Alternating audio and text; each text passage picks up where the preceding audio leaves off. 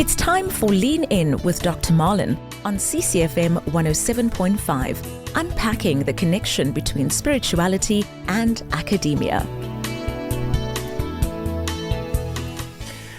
Yes, good evening, family. My name is Phineas Wahasabatsane. Welcome to Leaning In with Dr. Marlin right here on CCFM. We will be with you from now on until 7 on the dot. Again, having an interesting conversation based on Dr. Marlin's book called Academia and Spirituality, where his two worlds come together, where his two worlds meet. Absolutely. First, it started out where his two worlds collide. What was the name of the book before? Never before. Really? There was no name before. You just came up with this name? I said, Lord, I am looking for the name for this book. And that was it? It just came to me. You didn't have to choose nothing. 3 names for your baby? No. You had the name and then boom. Absolutely. And when I shared it with someone, they said, that's so like you. So Leaning in. Yeah, I've been blessed like that. Leaning in with Dr. Marlin. I don't know if it's leaning in with Dr. Marlin or lean in with Dr. Marlin. Look, as long as you're leaning. Leaning is continuous present. As long as you are listening. As long as you're listening. But anyway, ladies and gentlemen, welcome to the show. If you just tuned in, if you're driving back from work, please drive safe. If you're driving to work, because I know some of us work in the evening, please do drive safe wherever you're going. Dr. Marlin, I think we will be engaging with the listeners tonight as well. Yes, please. We need to engage with the listeners. Yeah. I apologize beforehand for if we cannot cover all the questions that get asked. Yeah, we have a tendency of doing that on this show where we cannot cover all the questions and all the comments because, we only have like an hour. It feels like 10 minutes and it's multi-layered. I know, right? Yeah, so just keep on sending. Yeah. Somewhere it gets absorbed and the answer comes along. Yeah. So to do that and to participate, our WhatsApp number 061 798 1075 061 798 1075. I look forward to hearing from you. Yes, that's the number you can connect us with and engage with us on today's topic. We're looking into chapter 8 of Dr. Marlin's book. As I was reading it, there was a lot that you were saying about change and why change is necessary for development, especially when we look at innovation, when we look at leadership, when we look at development, maybe in Africa, all over the world. You emphasize so much on change, especially not just change of leadership, but change of systems. Yes. And many of us, we tend to sit back and we say that's a bad leader. Yeah. And what is interesting is we don't always look at where the organization is at. Right. And at what stage of its growth, at the stage of its life cycle. Because we need a particular leader at a particular stage in an organization. Right. You get leaders that are implementers. You get leaders that just needs to settle the boat. They just need to bring about that level of calmness. You said sometimes the problem is not the leader, it's the system. Yes. So how do we change the system to help the leader thrive in that space? Look, changing the system is interesting because the system gets changed from the bottom up. The system gets changed by educating those in the system. Otherwise, we're going to perpetuate the same type of leader with a different face. So you're speaking about culture now. We have to change the culture of the organization. And interestingly enough, my wife sent this to me, and she says tradition. And what's the definition of tradition? Peer pressure from dead people. Peer pressure from dead people. I was wow. You spoke about that offline. That sometimes we follow systems of people who have passed on. Yes. And we're not living in context with how the world is at the moment, especially when you look at innovation. And you know what's the scariest? We don't even know the reason for the tradition. We don't even know if the somebody reason asks you why are we doing this, you're like, my forefathers. Yeah, my dad did this. Yeah, and you ask my dad, and my dad will say, but his dad did it. Shouldn't we measure that with the fruit though? If the fruit is good, that means we have to keep the system. But if the fruit is bad, maybe we need to change the system. Yes, it's all got to do with the fruit. Remember the fig tree that looked good. From a showcase point of view, the fig tree looked awesome. But what did Jesus look for? Fruit. What was the fruit that was produced? Actually, there were none. And his disciples couldn't understand, why are we going to chop this down and throw this in the fire? But then you blame the plant, or do you blame where it is planted? Well, Because sometimes I feel like we're blaming things for not growing in toxic environment. Again, goes back to leadership. Yes. Should we blame the leader when things are not going right, or should we blame the environment? Here's what is interesting about what you're saying is that there's this relationship, and I talk about it later on in the book. Yeah. The relationship of the follower. The follower has a duty in this relationship. Isn't a follower's responsibility to follow, Not just. not question? No, not just. Sometimes the follower questioning is it's like I mentioned before. When the follower questions, Yeah. it's not about the answer, it's about the question. The value lies in the question. You know why I like Nicodemus? The question? He asked the right question. He wasn't maybe ready for the answer. Yeah. You know, the answer tripped him up a bit. Yeah. But it's about the question. Because they didn't fit the culture. Yes. And when we look at these type of leaderships, I look at the relationship between Paul and Peter. Yeah. You know, the Jerusalem apostles versus the apostles that were out. Spreading the gospel. Right. In various, where they started these little missions all across Asia Minor. Paul wasn't really chuffed with the tradition that was kept. He says circumcised or uncircumcised, that is not the issue, gents. But And then he spoke more about the circumcision of the heart. yes, Which because seems to be more important. correct. And then you had Peter and James, Yeah. the brother of Jesus, Yeah. and they just knocking their heads and they're going, Yeah. let's go. Look, it's about tradition. Yeah. It's about This this is is the how we way. have done it, and we have to continue to do it. Wow. Like this. Yeah. And if just think about it, if there was no Paul, Yeah. this would still be a Jerusalem-based church. But for Paul to become, for Saul to become Paul, there was a huge transition there. The Damascus moment. The I love it. renewal. It of was the a mind. renewal. It had was to happen. correct. So how important is it for leaders to be teachable, to be renewing their minds all the time so that they can live in a context of how the world is right now? Because like you said, some old things don't work anymore. And Yeah. some young people, especially at our age, cannot relate in the way things are being done, and they think there's a better way to do things. But Finish. how do you change? Finish. You want to be a great leader? Yeah. Be an awesome follower. The one does not take place without the other. Be a follower even while you're the leader. So you can't really lead if you're not led. Absolutely. Right. And what happens is that in my experience, leaders hang on. They hang on to the positional power Yeah. and forget about why they are there. New wine in an old skin. Yes, doesn't work, man. Skins are going to burst. It's going to lay all over the place. Then you're spoiling good wine. And what happens, but then we end up changing the wine, not the skin. yes, listen, we will, and I like how people used to say, I will shoehorn my idea. So I will force my idea into this to make it fit. I will actually force my idea to make it fit. And when you look at, when you read up on scenario planning by, what's the gentleman's name? It's Ilsbury and I'll get to his name. He's a South African, and he speaks about the high road, low road in terms of scenario planning. Clem Santa. Yeah. Clem Santa. Yeah. What is important, he says, that when they write their book, the Fox Trilogy, Yeah. they speak about the attitude of a hedgehog versus the fox.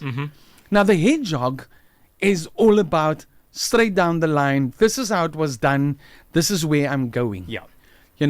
Don't change. The worst thing that could happen is change. Yeah. The fox, on the other hand, dynamic in terms of he rolls with the punches. Right. He rolls with these ideas that if this doesn't work, there's something else that works. Yeah. I don't need to be at the helm of the ship and eventually drive it into an iceberg because I didn't want to listen to the junior sailor, the junior sailor. That's why I like the model of leadership of Jesus when he told the disciples that you will do greater things than I did. Correct. and the Holy Spirit became the equalizer when it comes to that. I find, on that point, I find many of us wanting, or many people, including myself before this, wanting to mimic Jesus. He didn't want us to mimic him. Didn't Paul say, "Follow me as I follow Christ"? Kind of like be the imitator of. Correct. Yeah. And it was following. It wasn't mimicking. It wasn't mimicking. And it that's was why following. we spoke about authenticity the last time. Correct. And now we get to the authenticity part, because the Holy Spirit will lead me into all understanding. Yeah. Right? Yeah. So the Holy Spirit will allow me, and that, I think it's 1 Corinthians 2 verse 9 and 10. Now eye has seen, no ear has heard. Yeah. Hasn't come up in the heart of man. Yeah. But when we look at that verse 10, that's the answer. For the Spirit will lead me into the deepest, darkest understandings of God. Yeah. Now, that is being led. So in that moment, in that verse 10, no matter how great I am a leader, I become the follower. I mean, I also love when the scripture speaks about, do not, conform to the patterns of this world, the cultures of this world. Yes. Be renewed up here. Be renewed in your mind. Be renewed in your mind. So that constant renewal of mindset is important for growth, is important for development, it's important for imagination. Yes. It's important for creativity. And I think in your book, that's what you speak a lot about. That we need to put ourselves in a space where we are teachable, where we are renewed all the time, so that we don't die out of creativity. And we are going to die. We are going to die. You gave an example of a certain phone.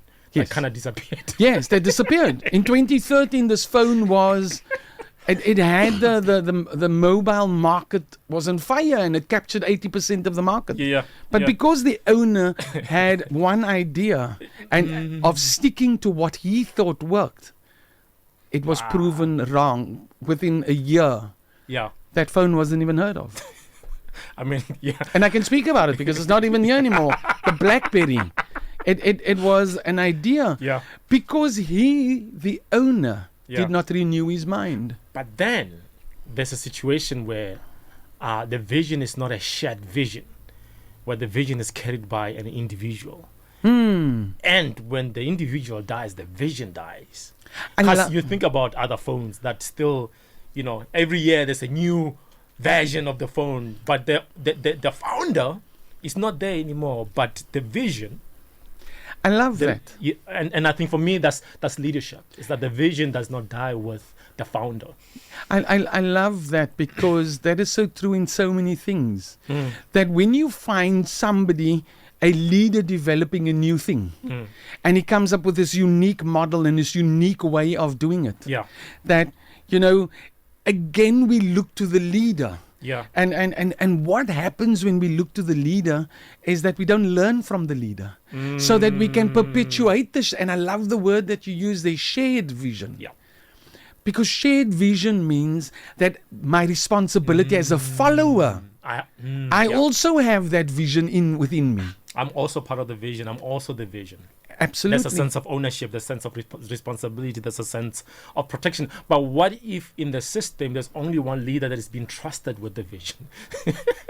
Because, you also give an example like people like Nelson Mandela. Some people still vote to this day because of who the man was. But if you look at... There's been evolution. There's been a change. Yeah. There's 30 years have passed. Yeah. So with that needs to be renewal. Somebody was even challenged our constitution, if our constitution needs a new renewal. It needs... It needs a little bit of a bath. We need to think about it differently. Yeah. We need to think about it differently. We need to sit down like we have a strategy. Yeah. So our strategy as a country, our strategy as a church, we have a 3-year strategy. Yeah. Do we go back, or is it just because it's working? It's a winning strategy. Yeah. Now we don't want to go and fiddle with it. You kept on saying, I think off air, you said a lot about, as long as we continue to change the leaders and we don't change the system, nothing will change. It won't change because the system is producing the same leaders. I know of so many organizations where the system dictates. There's no chance for spirit. Yeah. There's no chance of intervention. So bad system produce bad leaders. The bad system produces a bad leader.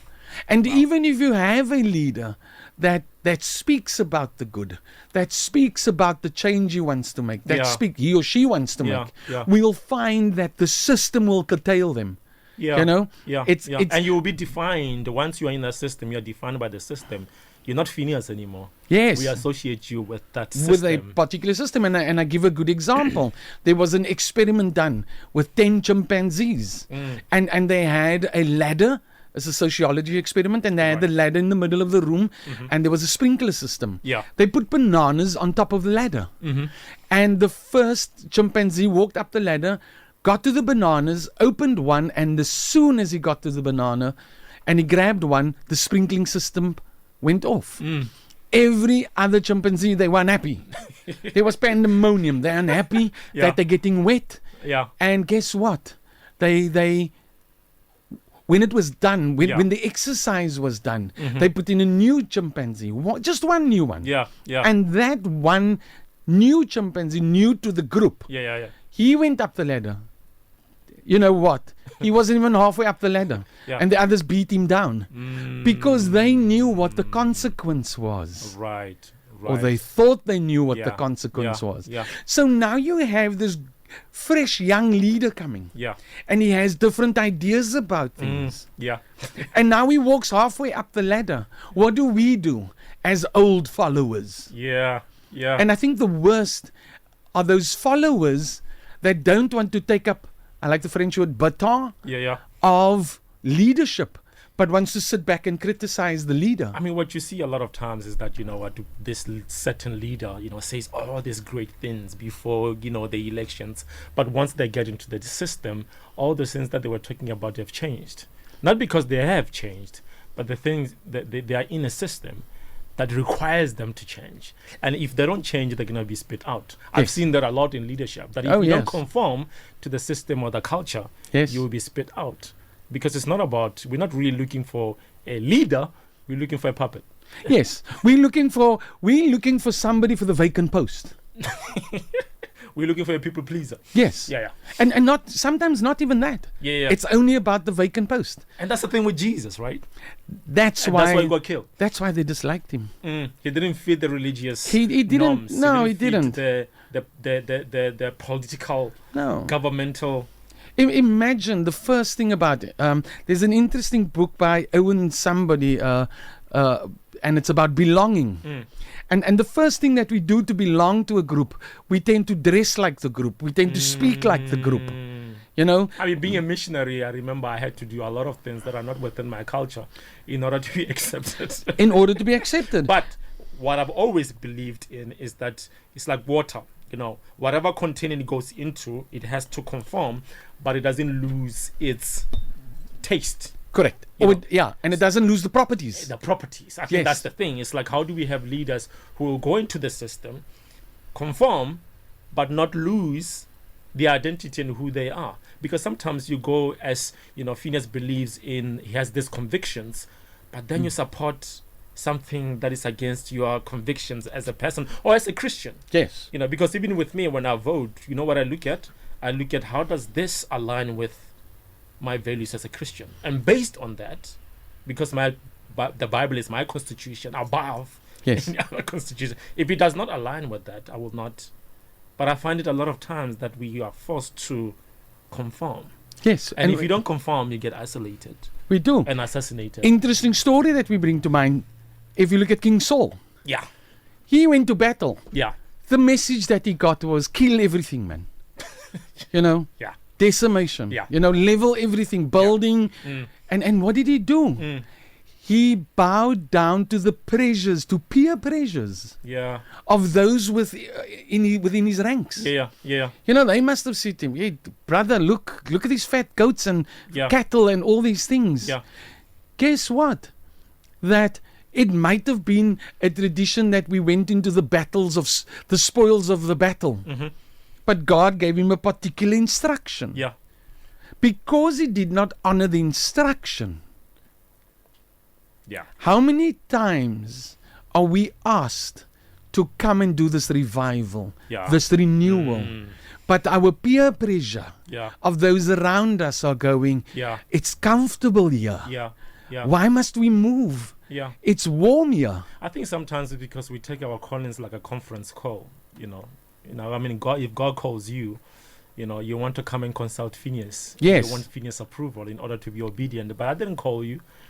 God called you. You need to be obedient. You need to be obedient. Whether I like it or not, Correct. the fact that you being obedient to God, that's the most important thing. This is how I got taught about obedience to God. Obedience is also an offensive word for some people. Yeah. No, look, it's a swear word. Submission. Yeah, it's a swear word.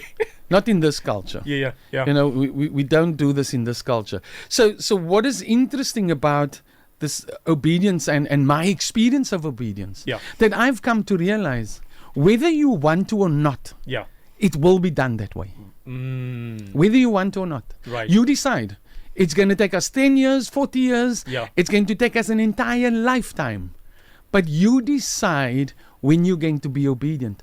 40 days turned into 40 years. Do you think it's a trust issue, though, when it comes to leadership? Because people may not trust the system, but they may trust the one who's leading. Did we ever think about, before we get to that question, did we ever think about the fickleness of the followership? I think it goes back to discipleship. That's important to understand. Goes back to discipleship. For me, I would rather be surrounded by people who know who they are than people who can just say yes to everything that I say. Because I could be going into the pit and nobody gets to tell me, Phineas. Yeah, Phineas, this is actually a bad idea, This is actually not working. But if you've been followed by people who have the fear of man and they are often hearted, yes, how can they correct the leader? But also the humility of a leader to take correction from the followers. Look, how important is that? Look, I've many a time, and I know this is going to resonate with some people. Yeah, is that when we look at pastoral leadership in the various churches, the pastor, the head pastor, believes that he is the only true way. He doesn't give anybody else a chance. Where's that renewal? Where's that renewal at? By being obedient, because this obedience comes through at various levels. Right? Yeah. It's again comes down to how obedient am I to the Spirit? Or do I believe that my ego has stepped in? Right. If I look at Christendom, how many times have egos stepped in over the course of history? We went to wars. We killed off nations. There was genocide. And it was in the name of God. We sit still with that thought. And guess what? We've actually minimized that arrogance. And now it's pocket size. Now the arrogance and when Heidi and I talk about this, we speak about this concept of spiritual superiority. Wow. Sounds very narcissistic. Phineas can't tell me about this because you know what, I know my way around things. Yeah, I'm Dr. Marlin. Yeah, you know what I'm saying? I know the whole of the Corinthians. Paul did brag a little bit. Yes. If anybody here is qualified to, no, absolutely, but he was humble. He was humble in a sense of humility in his leadership, and that's why I like his relationship with Timothy. That's kind of mentorship that I look for. It is not the Saul and David one. No. Look, the Saul and David was a bit. Look, and it was the fault of the Israelites. You wanted a king. I'm giving you a king. Whew. Here's the T's and C's of having this king.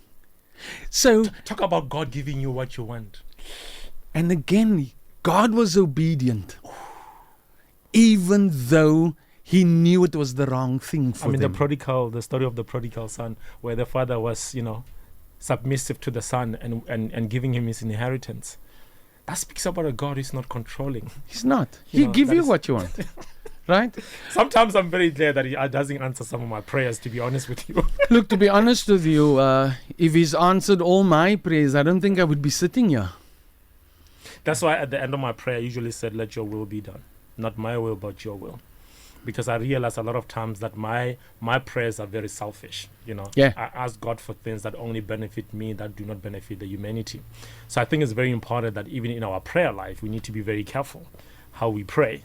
If it is beneficial for all people, or it's just a self-centered prayer. Yes. You know, when we pray, and it's interesting what you're saying now about prayer. Prayer must give me an indication, give Marlon an indication of what his relationship is with Jesus. Yeah. Yeah. And when I examine that prayer, I will see myself in that prayer. Right. I will see what I want in that prayer. Yeah. I will see what I require in that prayer. Then I take that prayer and measure that prayer up against Jesus Christ. Yeah. Then I can see where I fall short. Because, and I spoke about this on Sunday. Yeah. Imagine you had one encounter with your Redeemer. Is it going to be a house payment, a car payment, or the kids are naughty? Or is it going to be wisdom? Is it going to be wisdom? Is it going to be circumspect? Is it going to be patient? Is it going to be fill me with love? Fill me with understanding? Jesus make me more like you, or give me what a is lot it of going money? to be? That one encounter. Yeah. You know? And prayer sometimes reveals our relationship with God and how we perceive Him. Yes. And how we perceive ourselves as well. Hence, we got to do this examination between our prayer. Yesterday morning, I wrote down my prayer. And what I wanted to ask for. And then I realized, whoa, Marlon, where's the thanks? Ooh. Sure, your request line was like forever. Eh? You know what I told somebody? That you need to start saying please and thank you to ChatGPT.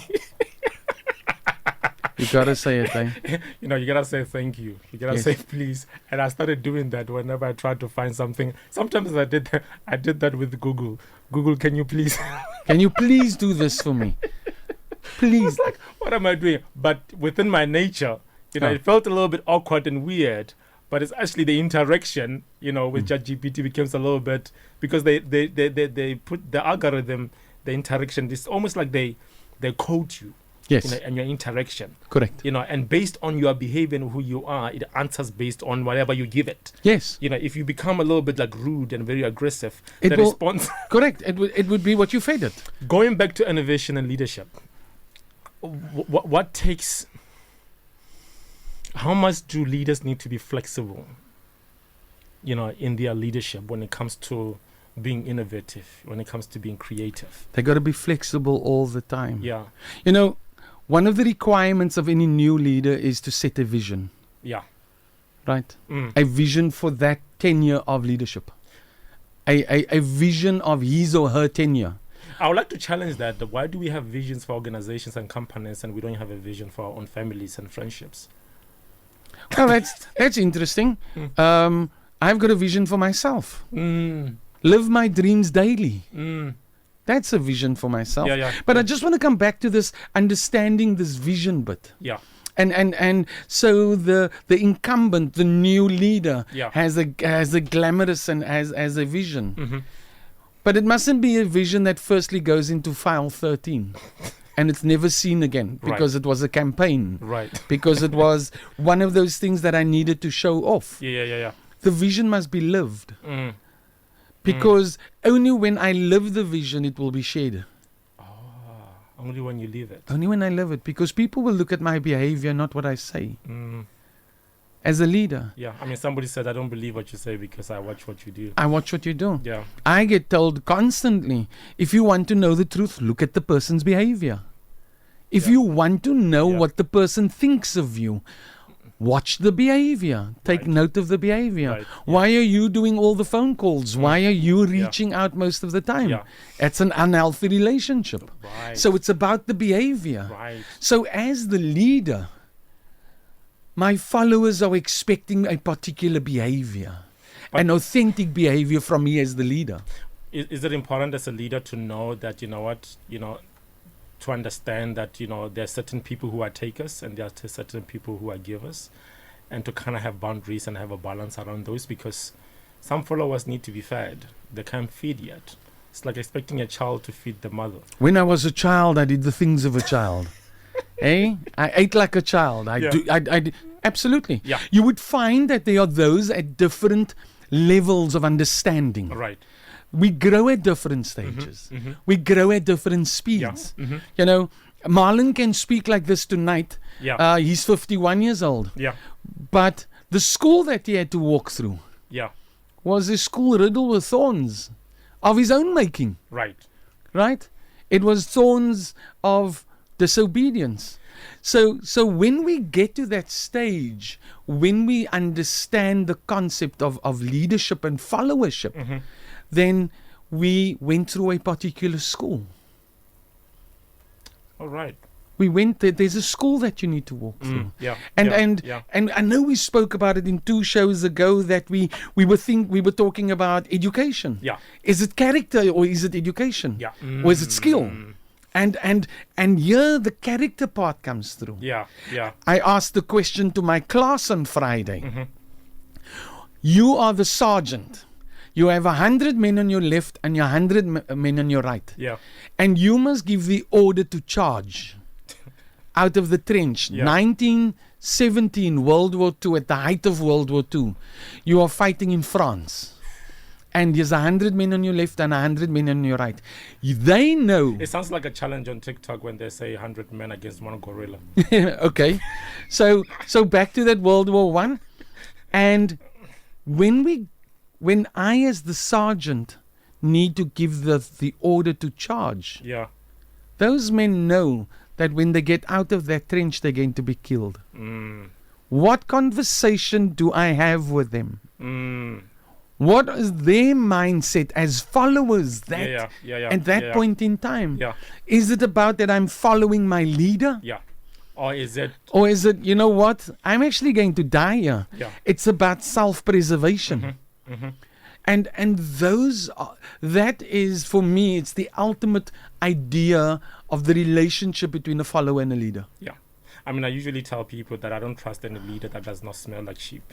Meaning that any leader that does not have a relationship with the followers cannot be trusted. Can't be trusted. Because how can you tell me that you're a shepherd but you don't smell like sheep? Yeah. That means there's a distance there. There's no connection there. There and is. How can the vision be a shared vision if there's no relationship? And I just want to, before we go on, I just want to mention Rosalind. So Rosalind says on our chat, she's part of the message, she goes that she works in a school environment. There's young people that get to be leaders and they don't often have the passion or commitment. And she goes on and says that sometimes I think it's favoritism is shown. And she needs to ask God to be a good leader. Leadership scares me sometimes. And I go, yes, it does. I want to answer it does. Yeah. And especially another thing that has changed in my life, that I no longer see clarity. Yeah. I no longer see clarity. I just want to trust. I want to trust Jesus Christ. Yeah. I don't want to know where he's at and how he's at and why he got there. Yeah. I just want to trust him. Yeah. So when we look at those 2 words, passion or commitment, Yeah. you know, And it is a commitment because in your following your passion, not everything is gonna go well. it's not. And you will be challenged to either jump off the boat or stay in the boat. And sometimes I think as young people we get led more by our feelings Yes. rather than by commitment. Yeah. When things don't feel right, Correct. we jump out Yeah. and we forget that this is about commitment. This is not about how I feel. How I I may feel feel. like I don't want to go to the gym, Yeah. but I've made a commitment To to be show there. up even Yes. when I don't feel like it. Absolutely. So when these things take place and my commitment and my passion is questioned, Ooh. then I know that I'm in the wrong place. Then you cannot be trusted as a leader Correct. if you cannot show up on days that you are actually needed. So here's the thing. Then Marlon, as a leader at that juncture, needs to show enough EQ to ask himself the question, Yeah. is this my cosmic position required? And remember when we spoke about the Right. cosmic position? Yeah. Is this my place in my season to be here? Because sometimes we trample on others to Yeah. get to a place. Yeah. Because, and we hear, I was a leader at 30 years old. I was a leader when I was 25. I don't think we stop leading though. We never stop I leading. think we lead in different forms, in different ways. All the time. You know, you become a father, you become an uncle, you become a brother, Yes. you know, you become, a grandfather, whether people are following you or not, people are watching you. And we've covered that. And that's the interesting part about the leadership that Yeah. you're mentioning there. It's not about the crowd. It's not about the crowd. Is it about the crowd or is it about the individual? It's about the Are you individual. still a leader if you are followed by one person? Am I still a leader if I'm not followed at all? Whew. Okay. So, leadership is, we need to change our idea of what leadership is. Yeah. Because when I need to change myself, that's leadership right there. And we spoke about leadership not being a position. Leadership is who we are. Yes. In a way, how you lead yourself. So when we come to that innovation part, Yes. when we get to the renewal part, Yeah. I need to renew my mind as a leader. I need to think of things differently. I need to look outside of where I'm at. What are practical things that you're thinking about? Because I read this expression that leaders are readers, Yes. which pretty much, I know the person was trying to rhyme, Yes. but I think they're basically speaking about being teachable, Yes. renewing your mind. So when we, and I give you some tangible examples. Yeah. We look at readers such as, for example, Yeah. how I would develop leadership. Firstly, when I read, Yeah. I don't just read the text in a book. Read the crowd, read the room. Whew, okay. I need to read that. Those are the skills I need to develop. So that you know how to regulate the room. Correct. Some people don't know when to stop talking. We don't know. Some people just don't know when to stop, And here, it is that opening up. It is opening up to saying that, you know what, I'm not comfortable with this, but let me sit through it. Right. I'm not comfortable with this type of thinking or this type of speech. But let me listen to the follower. Let me sit down with the follower. Because that might just give me my Damascus moment. And here's the thing, when we don't want to engage, we miss an opportunity to grow. When I'm changing as an individual within a system, how can I not be on the outside and be pointing fingers and be a little bit helpful in terms of leading others like Moses, being in slavery, leaving slavery, coming back to help others, without looking down on them. How can one do that? Because I think a lot of times, like I come from a village, I come to a city of Cape Town. Yeah. And now when I go to the village, I look down on everyone that lives in the village because of the way they think. Yeah. But the reality is they have not been exposed to what I've been exposed to. So how do I educate them or become humble as a leader and make them see what I'm seeing? Because I think everybody sees from where they are at, from the position that they are at. So how do you work with this humility of knowing that I'm a doctor, but still I'm a little child who still needs to be teachable and learn? Because the doctor is the title. Yeah. The doctor is the title. Yeah. The doctor is not the person. The doctor has got nothing to do with the person. Yeah. It's an achievement. Yeah. It's an achievement that as soon as it has been acquired, it passes. Yeah. Yes, they're going to call me doctor for the rest of my days. Yeah. But guess what? That same person that graduated on the 19th of April 2019 is not the same person sitting opposite you. The title might be the same. Yeah. But the person has changed. Yeah, anybody can replace your position, but not everybody can replace you. Correct. And that is where the growth is about. Right. Ernest Dreyer says, that's the pastor. Yeah. He says, as leaders, it is vital to operate under the unction of the Holy Spirit and leave your ideology.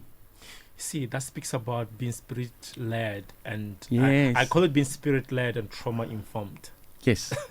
Can I just shed some light yes. on that very statement that gets made? Yeah. I get taught to love. So I love. Yeah. I love my wife. Yeah. But I love my wife to the extent that I trust my wife more than I trust my Redeemer. What does sin say? Sin is qualified by my separation from my God. Yeah, because then she becomes an idol. Now she becomes an idol. Yeah.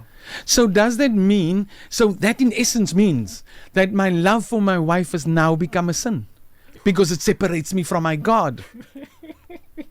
So what happens to my ideology? It can be rooted in the teachings of Christ. I think it's also realizing, one of my mentors told me that, Phineas, your wife is not your wife. She's a child of God. She's a gift that you need to steward, because sometimes it's like the whole thing with Isaac, where he had to, be crucified, a test of faith, where he had to let go, and then you were like, God gave him exchange. It was not about killing Isaac. Yes. It was a test of faith. You're talking about the burnt offering. Yes. How far can you go? How far can you? How much do you trust me? Correct. Do you understand that whatever I give you is not yours, it's actually mine? And your that's children are a gift for you to steward, not to control.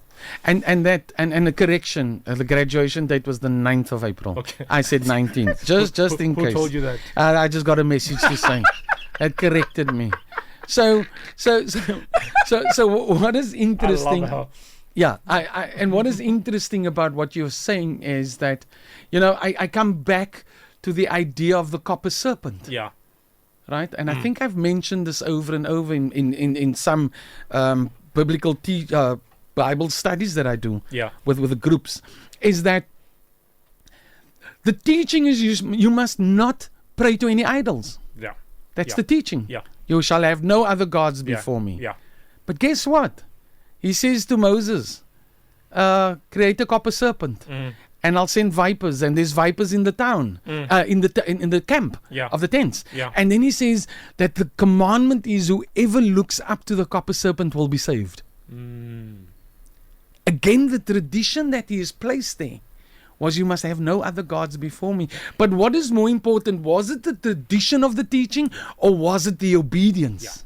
And that's where the renewal takes place. The renewal takes place in the obedience to the Spirit. Wow.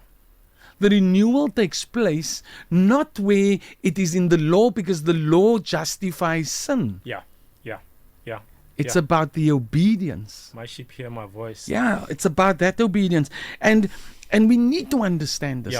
That this is not just about being with God in its kingdom for all eternity. And it's not about following rules. It's not about rules and orders. It's about relationship. But let me just do this part where I said that it's not about just being with God in His kingdom. How do I enter His kingdom? I need the resurrected body. I need the body that Mary, the Emmaus disciples, could not identify. Yeah. I need that body. So there's stages to this. When I follow His teaching and I get to the body, I then enter the kingdom. This is not Monopoly where you go straight past begin, collect your 200 Rand. There's a process in this. There's a process. I would like to ask this question because I can see that our time is running out. What if in your gut, in your humanity, you strongly believe that you are an eagle, but you are born in a system of chickens? How do you transition from that place into this is because again we spoke about systems, we spoke about culture, we spoke about tradition, and sometimes some of us, we want to change the tradition. We don't want to live like what we were born into. We want to be different. But sometimes you get born into a caterpillar system. Yeah. Knowing that you're a butterfly. Yeah. But you get kept in that space. How can one change the system? How can one change that culture? How can one change that tradition without looking down on the people who are enslaved, I would say? Remain true to the calling. Remain obedient to the calling. No matter how difficult how much you get rejected. It's about your purpose. Your purpose will lead you to the end where you need to be. That's your purpose. And even if your purpose means that you will fight about it, and that you will fight for it every day of your existence, that's your purpose. Shying away from your purpose brings temporary reprieve. But guess what? You're going to come back. You're going to come back to that purpose all the time. So if you're that eagle amongst chickens, here's the thing. Everybody's going to say you misplaced. Even the chickens will make fun of the eagle. There's something wrong with you. There's something wrong with you. We live down here. We don't live up there. Absolutely. And look, you're actually a big chicken. You're bigger than us. Here's the thing. You're different. You look funny. Here's the thing. That is the purpose. That's the deep purpose. That's the obedience. That's the one that plants for a that plants the seed of a tree, Yeah. but does not expect to sit in its shade.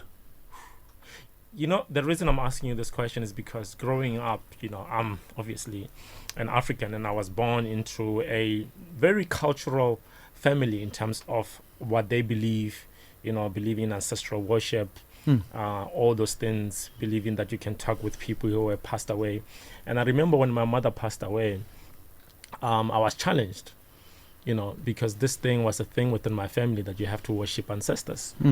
And the more I got to know God, you read the Bible and you're like, but the Bible does not say I should do that. And then I was challenged either to follow the culture and the tradition or to follow the Bible. And fortunately, by the grace of God, with mentors, I managed to follow Jesus, and not worship ancestors. But when I chose that, I got cut off from my family, and why, who do you think you are? You're trying to be na. But in the long term, respectfully, my family, you know how they changed? The fruit. Yes. They looked at their fruit and they looked at my friend and they were like, they could see that, my life is different based on who I chose to worship, and I had to teach them that, hey, there's a difference between honoring and worshiping. What did Jesus say? Absolutely. What did Jesus say? Yeah. My presence will cause division. Yeah. It will cause division in homes. But a lot of us, we expect to follow Jesus and remain the same, though. Doesn't work. You have to love me the way I am. I don't know if you have ever heard somebody say that. Yeah, look, and I don't want to change. Look, love me like this. Yeah, you got to keep me like this, It's about the intention to change. It's about how much I want to embrace this. Right. Because the one thing that we play around with when we make those statements is time. Yeah. Do I have enough time? Yeah. To make the change. Yeah, but Marlon, guess what? There's always the right time. Yeah. Is there?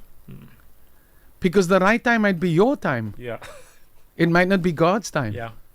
Yeah. So when God cuts it short for you, then you want to go, oh no, gone too soon. Yeah. You know what? They had so much potential. They had so much this. And that was the right measure that was required. And I don't know why sometimes we think obedience and submission is about control. And it's not to benefit us. Yes. And sometimes when we think we have been submissive to God, we're doing God a favor, but actually... Whoa, we had that discussion, and I think we must take up that discussion, part of it, into our next discussion. Yeah. And I think just to wrap it all up, it's important to understand that when I speak about this leadership, when we speak about authenticity, when we speak about change, when we speak about renewal, it only happens in the spirit. Even atheists that don't believe in the Holy Spirit, don't believe in Jesus Christ, don't believe in God, they speak about an energy or a force out there. It's a creative force. It's a creative energy. No matter what name you give it. It's a vibe. They call it a vibe. No matter what name you give it, that's the name I choose to give it. So when we look at this holistically, we got to step back and say the renewal of the mind. And I want to end off with, this is part of the last. Einstein said you cannot create a solution with the same mind in which the problem was created. Ooh. Yeah. So I cannot find a solution if I don't renew my mind. Yeah. And that's where it's at. So it starts up here. It starts up here. Yeah. If I want to change my way as a leader, if I want to perceive my followers differently, renew your mind. If I want to look at my youth programs, my pastoral work in the church, change your mind, renew your mind. And then you cannot change that from a distance. You change that in relationship. And here's the cool part. You have to be connected to the people in order to be transformed. Don't do it from the outside in. Do it from the inside out. And change with the people. Change with the people. You are just... My pastoral or my pastorship doesn't guarantee me a window seat. Yeah. Let us never forget that. I told somebody that even leaders, need to go to the bathroom.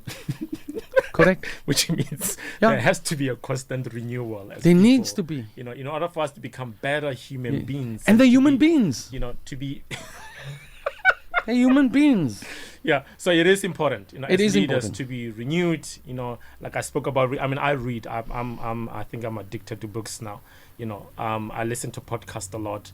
I love even my associations of friendship. To be honest with you, I don't like to associate with people from only my background. I think one of the ways I best learn is in diversity. Yes. Because it's in diversity that my creativity gets challenged. Yes. So I think for me, putting yourself in a place where you are uncomfortable as a leader, it's like building muscles. The only way to build muscles, In the gym, your man. body has to be uncomfortable. Until Absolutely. your body is uncomfortable, nothing will change. So I think as leaders, we need to get comfortable with, Being uncomfortable. because that's where growth is. Absolutely. And as long as we don't allow ourselves to be teachable, I Yeah. think one of the most important things that I'm learning from this conversation, that is very important to be humble. It's very important to be teachable. It's very important to be authentic, Yes. to be true to who you are, Yes. and not be a people pleaser. Oh. And also know that as a leader, you're not money or chocolate. Yes. Not everybody's going to like you. And the best part about leadership Yeah. is knowing when to say thank you and leave. Woo! When to say goodbye. Isn't that what Nelson Mandela did? Wow. I tell you, so many guys come out of retirement. Wow. Yeah. It's like the boxing world. You come out of the retirement and then you become a disgrace in the boxing world. Let's close this. Right. Because next So- week we're gonna go into this even deeper. Yes. I think you want to share something about your contact details. Yes. On how people can read your book and stay in contact with us. Thank you. So, Dr. Marlin Hoffman. So it's Dr. Dr. Capital letter MarlinHoffman. You can get me on Facebook, Instagram, YouTube. There's a YouTube channel. Please share it with your friends. Please join up and subscribe and share it with your friends and your family. Yeah. Good points of discussion. You can also get me at 073 011 Yeah. 5617. Just drop me an email. Just drop me a message on WhatsApp, an email. I would love to take this conversation further and with you, and even if it's just chatting and having messages. And thank you so much for those that I see you, Jill. I see you, Priscilla. I see you, Sages. I see you, Rosalind. I see you, Thelma. And I said, Ernest. Thank you so much for just being there. Yeah. And for those that are listening quietly without reacting, just show us what we can do differently. Yeah. Point us in the right direction. Yeah. Dr. Marlin, always a joy. I can't wait for the next 10 minutes next Tuesday. Always a joy to talk to you. I love Awesome. these discussions. I feel like it's iron sharpens iron, and I'm really grateful for it. I don't think you should take it lightly. The Thank you. information in your book, you're renewing my mind every single Tuesday when I come here. Awesome. I don't think the same. I feel like every single Tuesday, my mind is about to go into a vacuum, to be cleaned up. Awesome. So thank you so much for being part of the show. Ladies and gentlemen, same time, same place, Tuesday from 6 until 7. Please do tune in, engage with us on our WhatsApp line. Please let us know what maybe, we need to talk about. I know an hour of having a conversation with Dr. Marlin is a pain, but we're doing the best that we can to make sure that you are part of it. But thank you so much for tuning in. Thank you so much for listening to us. God bless you and take care of yourself.